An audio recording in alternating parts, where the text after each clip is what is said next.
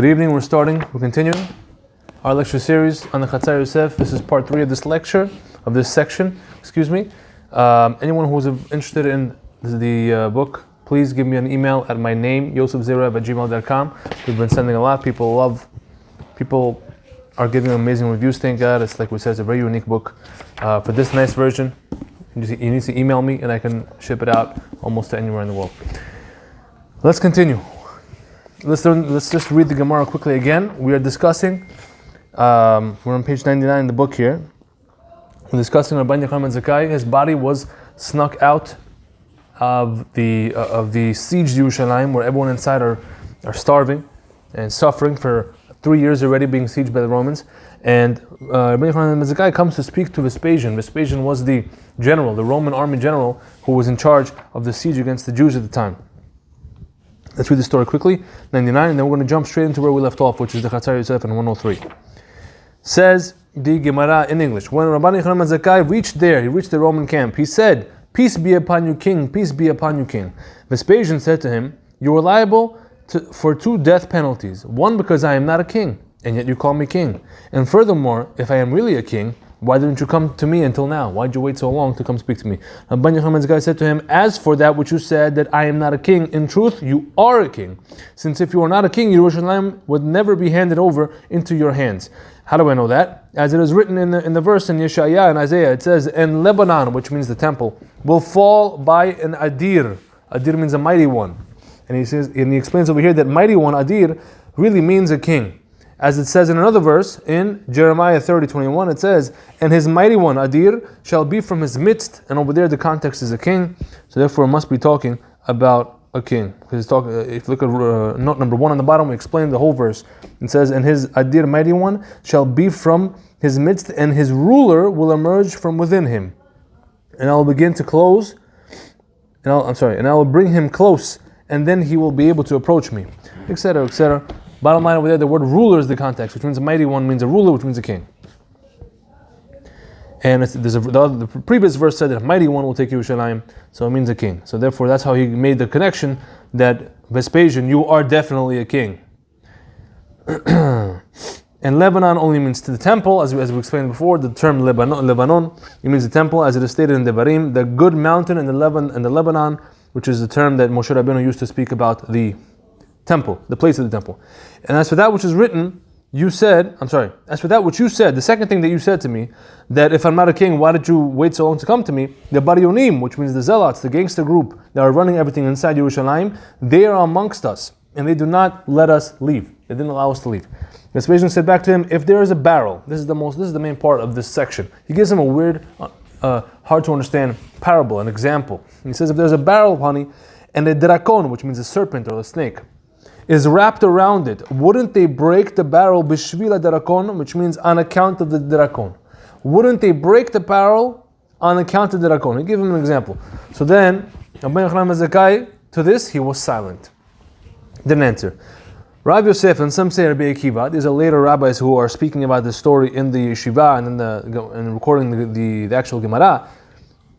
They said, they later read the following verse upon Rabban Yochanan ben Zakkai, the verse from Yeshaya 44:25.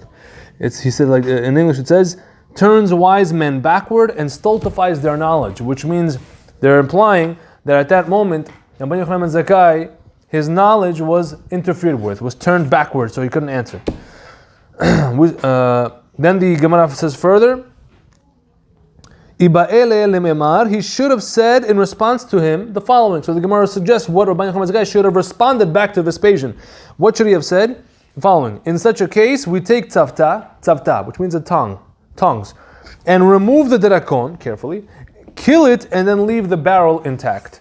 That should have been the answer to his parable. We went through all the opinions, all the commentaries on all these questions. What does the barrel mean? What does the drakon mean? What is the parable? He was trying to tell him, why was Rabban Yochanan ben Zakkai silent? Was his free will interfered with or not? So we went through a lot of commentaries. Look at the first 2 videos. Now we're going to go straight into our humble opinion and our humble explanation of this Gemara. Starts on page 103. We must first address Vespasian's perplexing parable. Alliteration is beautiful, man. Why the term Derakon rather than simply snake? Right? Why did Vespasian use the word Derakon? If you wanted to say a serpentine, why didn't it say snake? Or is it Nahash, something like that? Nahash means the standard word for snake. Not necessarily. Not necessarily. If you go to England, then they usually say for, I don't know. How do you know that? How do you know that was the most usual? I'm assuming. You have to remember, again, this is Vespasian speaking. And Vespasian, the word Derakon... They're from different parts of the world. Right, so what languages was he speaking with Rabbi Yochanan Mazakayan? There was probably a translator between them, we don't know, it doesn't say. Or maybe Rabbi Yochanan was speaking in his language. Was it Roman? Was it Aramaic? Did he know to speak Aramaic? We don't know. The Gemara just gives us Aramaic words of what they said. And the Gemara chose to put the description of the animal he was talking about as Derakon, which, by the way, is probably not a Hebrew or Aramaic word. It probably has roots in the word dragon, which is more of a, I guess, European or at that time, Middle Eastern, Mediterranean. I'm sorry? Latin, Roman. Maybe Latin. Could be, right? He used that term. Why? Let's see what it says. Right? And then the real question is, who does this serpentine creature that he's referring to represent in his parable? Other opinions said that it was the Bayonim. Most opinions agreed it was the Bayonim who were inside the city, who were the enemy, stopping Rabbi Yochanan from speaking to Vespasian. But let's see. It seems to be well agreed upon amongst the commentaries that the walls of the barrel represent the walls of the city. Right? The walls of the barrel of honey represent the walls of the city of Yerushalayim, which makes good sense. There was also a consensus that the Derakon represents the Baryonim, like we just said. Most of the commentaries said that the Derakon is the Baryonim. However, it is troubling to reckon this because the Baryonim were on the inside of the city, while the Derakon in the parable is wrapped around the outside of the city, represented by the parable. I don't think he would refer to himself to. That's the problem. Let's see. There also seems to be an agreement amongst many of the later commentators, such as the Maharsha and the Maharamshif, that Rashi's explanation of the parable is either difficult or just plainly inaccurate. Right? So we had a few challenges against Rashi's explanation of the parable. What did he say? I just want to remind what we said on page 100 on the top. Wouldn't they break the barrel? How did he explain this? Why would they break the barrel? In order for the Derakon to go away. Right? Not that you should kill in order for the Derakon to go away, wouldn't they break the barrel, meaning they would take the collateral damage, in order for the Derakon to go away? So too you, right? Vespasian meant this too, Rabbi Yochanan. You, the opposing party against the Zealots, the rabbinic group, should have broken the walls of the city and burnt it in fire if necessary, to send away the Baryonim from the city. Why would they leave? I don't know. Let's see. We're going to try to explain the parable. Next Rashi, and left the barrel intact. Our hope was, right, that this is the answer that the Gemara proposed. Should have been given to Vespasian. Meaning that we want to, take with tongs, carefully remove it, and protect the barrel. Keep it intact. Our hope was that perhaps we would endure the Baryonim and take them out of the city whilst upholding the city walls intact, and then make peace with you, the Romans. Okay, that's how Rashi explains it. Rather, back over here, page 103, it seems that this entire story has been misunderstood by many of the commentaries. Let us offer an approach that settles all these pressing matters. Okay? Let's explain the parable. Vespasian asked Rabbi Yochanan why he waited so long to speak to him. Remember that? Rabbi Yochanan responded that the Baryonim troublemakers did not let the people out of the city, to which Vespasian responded back with this parable that we're having trouble with. And I quote from the Gemara, if there was a barrel of honey and a Derakon was wrapped upon it, wouldn't they break the barrel bishvil haderakon, on account of the Derakon? The barrel is the city. This we agree. The honey is the contents of the city, and the glory also that comes along with conquering the city. It's the reward. It's what the Romans are looking for. And the Derakon, we must say, is none other than Vespasian's inflated view of himself. Why? After all, this parable is being given over from his perspective. He created this parable. And he surely would not personify himself as a measly little garden snake, but rather an exaggerated, more intimidating version, such as a Derakon. That's what Derakon is. It's a more dangerous serpentine-like creature, right? The deeper wisdom indicates that Esav, who is the ancestor of Rome, is from the same negative spiritual energy as the primordial original snake from the time of Adam and Chava. So, second. They're in the same team, so to speak. Esav, the angel of death, the Nachash, same team, similar concepts. Lavan also, Bilam, okay? And this is the source, if you want to look more in the Shnei Lechot Brit, I put the source in note 1. Therefore, it is only fitting that Vespasian, a Roman official and the eventual king, as we'll see in the next chapter, the next section of this chapter, he does become king, right? So he's a very big descendant of Esav. It's only fitting that he compares himself to this glorified version of the snake. The snake wrapped around the barrel is a parable for the Roman siege that had been wrapped around the city walls for 3 years up to that point. Honey is a sweet food, correct? Perhaps one of the sweetest of foods, eaten for pleasure rather than satiation. You don't eat honey to get full, you eat honey to enjoy, right? This is unlike bread, which is the opposite. You eat bread usually to get full. Bread tastes good, but you get the point. So too, Vespasian was only interested in fulfilling his lust for honor, for the sweetness of honor. Understand? By getting inside Yerushalayim and taking it over. Reflected in the parable as the snake wanting to get into the barrel and access the honey. Look at note number 3. Indeed, it was a great honor and achievement to take down Judea and its temple, as is evident from the building of the Ark of Titus, a monument that stands in Rome to this very day. That's the monument with the menorah? Yes, that's the monument that, as we'll see in chapter 10, what happens after the Romans eventually destroy Yerushalayim.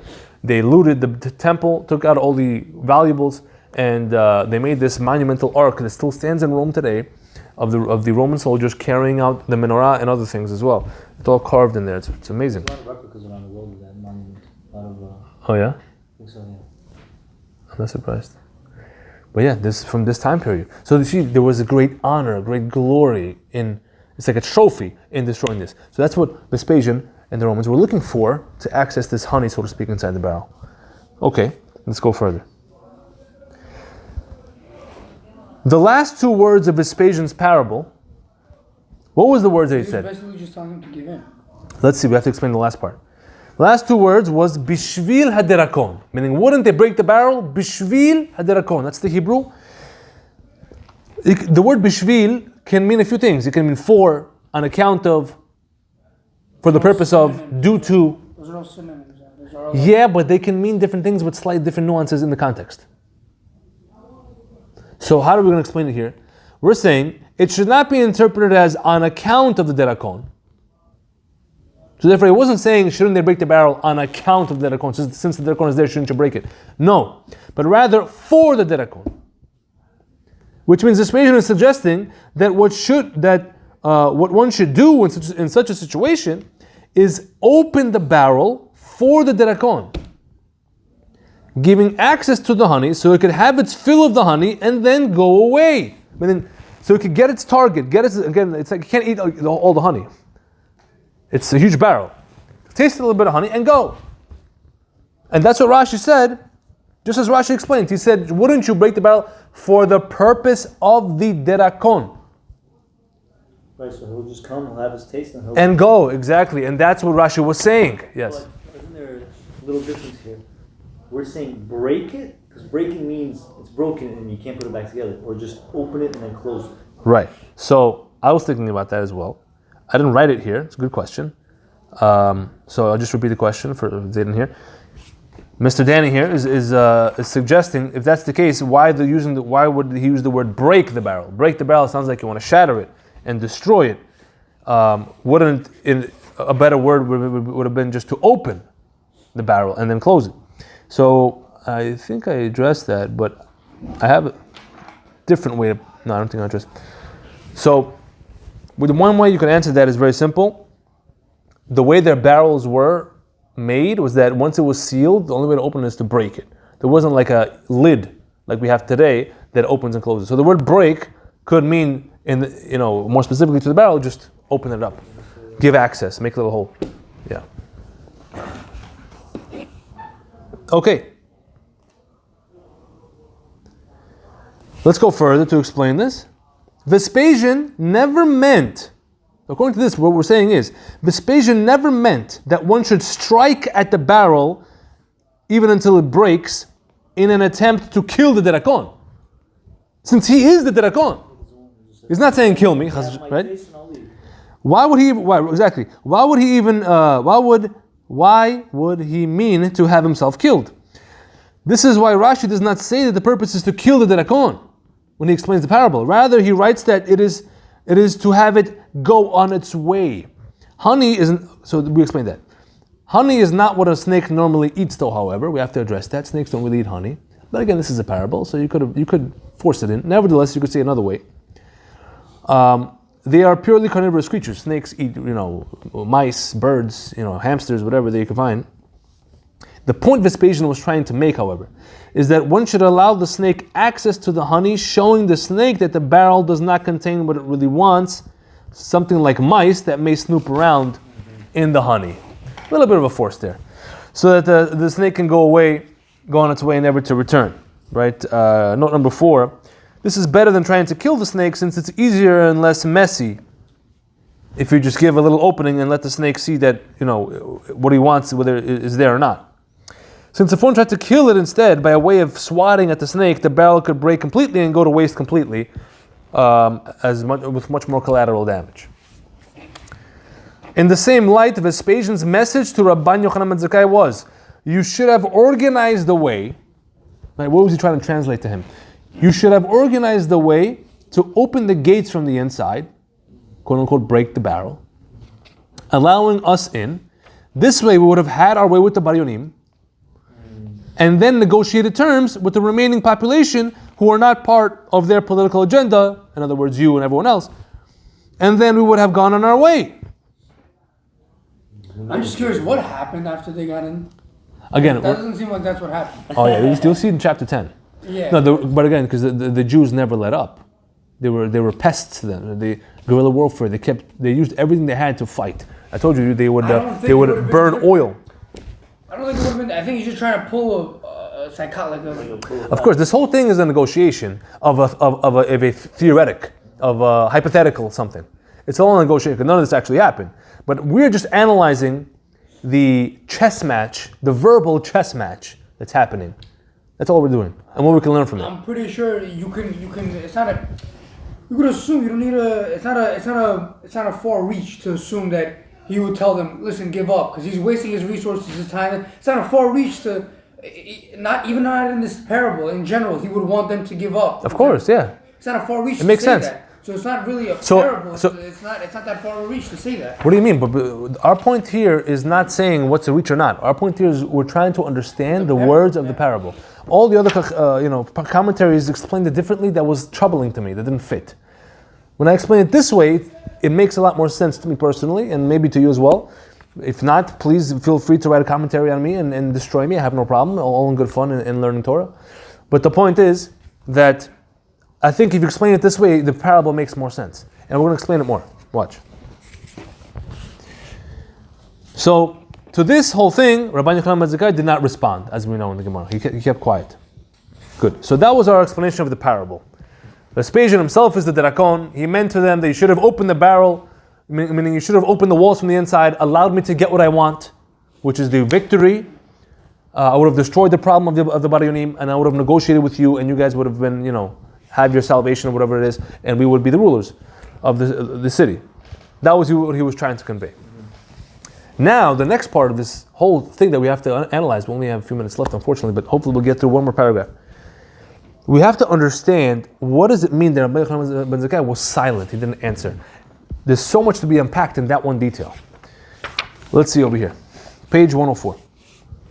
To understand the reason for his silence, we must first understand the answer to Vespasian's parable that our Gemara proposed. Our Gemara proposed an answer, remember? What he should have said. In such a case, we take tongs, remove the snake and kill it, and thus leave the barrel intact.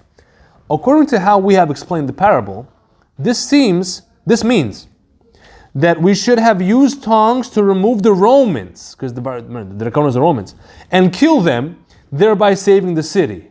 Okay. Hold on. But what is meant by these tongs, however? Why the tongs? Of all the instruments you could have thought of, a fork, a pitchfork, I don't know. So many different things, a stick. Makes sense. Okay, in the parable it makes sense, but okay, but the answer is hard. The Gemara is smart enough to know that this parable refers to a real life situation. What would the tongs be in real life? We're going to get to it. No, we're not. I don't think we will get to it. What would the tongs have been? Because they understand that this is a parable and it's referring to a real life situation. Yeah, everything is representing something. You can answer it in the. Okay, so give me your answer. I wouldn't know. I wouldn't know what are the tongs? What the tongs would have been. Let's read. In real life. Let's read. In real life, what would they have been? Let's see. That's what we're asking for. How were the Jews on the inside of the city supposed to kill the Romans according to this proposition of our Gemara also? How would you have killed them, removed them? How would it work? The word tzevet, tzadi, vet, taf, which means tongs, literally means join together, which is exactly what tongs work. How tongs work. The two ends of them work together to actually move things. Okay? The two ends of the instrument are designed to come together to perform their intended function. Otherwise, it's useless. The fact that it's flexible, that you could open, close, and work the 2 points together. This jointedness, politically and socially, was a major factor in what caused the heavenly decree that the temple should be destroyed by the hands of the Romans at that time. But in truth, the Romans were only pawns for carrying out what the Jews rightfully deserved. Every challenge, this is a big, you saw the big fundamental thing. Every challenge the Jewish nation faces from other nations throughout history is only a manifestation of their own inadequacies, their own shortcomings, in fulfilling their purpose designated to them by God. You understand? What could have possibly rescinded or canceled the decree of that destruction at that time was the mending of the broken bonds amongst Israel themselves. Their division was so palpable. You know what palpable means? You could feel it. No, palatable means you could taste it. Palpable means you could literally feel it. The fact that they were so divided, the Jews, you could feel it in your hands, metaphorically. It could have been cut with a knife, right? Metaphorically. The sages of our Gemara wittingly utilized the metaphor of tongs here in the answer to the parable. Because even though the two ends of the tongs are separate, the ends that are actually picking stuff up, they're separate, right? They are connected at the root. So the Baryonim and the people coming together? They're connected at the root, and it is that very connection, the fact that they're connected at the root, is that allows the unique function of the tongs to exist at all. Otherwise you have chopsticks, which is much more difficult to work. Good stuff, man. You understand? All of us Jews, if we want to, that's why they use tongs. You got to work like tongs in the Jewish nation. It's the same root. If you have the same root, you just chopsticks. We should name the thing tongs and chopsticks. Okay. Note number 7. It goes without saying that tongs are much easier to use than chopsticks. There you go. If the tongs lack their connecting portion, they would simply be 2 sticks, like we said. Okay. Thus, our Gemara means that the Romans, who were the enemies of the Jews, would have been able to be removed with tongs. When it says that, it represents the achievement of the unity amongst Israel, the recognition of their common root. spiritually and historically, and genetically and everything. And the barrel of honey, which means the city of Yerushalayim, would have been left intact. That's all it took. We think we have to get fancy, exactly, with weaponry and all these things. All it takes, when Am Yisrael is like this, nothing can divide them. Nothing. The problem is, it's so hard to get any nation, let alone the Jews, to be like this. That is our goal. You understand? Yes, we're different. Yes, we're different ends of the tongs. But that means we have different things to offer, because our root is the same. Now again, I have to preface what I'm saying, because there are some divisions of Jews nowadays that we can't even call halachic proper Jews. You know, could that be part of there are some things that cross the line completely, that's just beyond. Okay, you know what I'm talking about. I don't have to make it clear.